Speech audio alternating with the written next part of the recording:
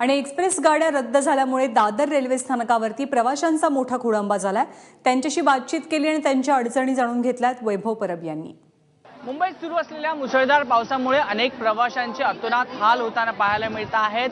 मी सध्या उभा आहे दादर स्टेशनवर आणि माझ्या मागे आपण जी गर्दी पाहत आहे, अनेक प्रवासी आहेत ते आपली ट्रेनची वाट पाहत आहेत। अर्धे लोक ट्रेनची वाट पाहून आहेत ते घरी जाताना निघालेले परत पाहायला मिळत आहेत, तर अनेक लोक अजूनही एक्सप्रेस येईल या आशेवर इकडे आहेत ते आपली वाट पाहताना बघायला मिळत आहेत। दादर स्टेशनची ही दृश्य आहेत। आपल्यासोबत काही प्रवासी आहेत, आपण त्यांच्याशी बातचीत करून जाणून घेऊया ते कुठून आलेले आहेत, कुठे जायचं आहे। मुझे आप बताइए आप कहाँ से आए हो? हम सूरत से गुजरात से आए हैं और घूमने गए थे तिरुपति से बम्बई था उतरा। अभी सूरत जाने का है। सुबह में वो 7:35 वाली ट्रेन था, वो कैंसिल हो गया। अभी परेशान है बहुत। तो अब कैसे जाएंगे आप?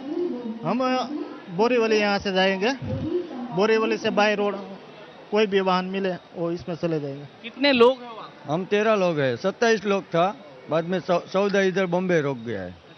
अभी कितने टाइम से आप यहाँ पे रुके हो और आपको कहाँ जाना है? कम से कम सुबह 4 बजे से हम लोग यहाँ रुके हुए हैं। सकाळी 4 वाजल्यापासून आहेत ते प्रवासी दादर स्टेशनवर एक्सप्रेसची वाट पाहत आहेत, परंतु मुसळधार पावसामुळे अनेक एक्सप्रेस आहेत त्या रद्द करण्यात आलेल्या आहेत। त्यामुळे या सर्वांचा फटका आहे तो या प्रवाशांना बसलेला पाहायला मिळतोय। कॅमेरा पर्सन नारायण परमारसह वैभव परब, एबीपी माझा, मुंबई। त्यामुळे मुंबईच्या अनेक भागात तुफान पावसामुळे इतकं पाणी साचले की पाणी तुंबलेलं आहे की मुंबई सध्या एखाद्या वॉटर पार्कचाच फील सर्वांना देते आहे।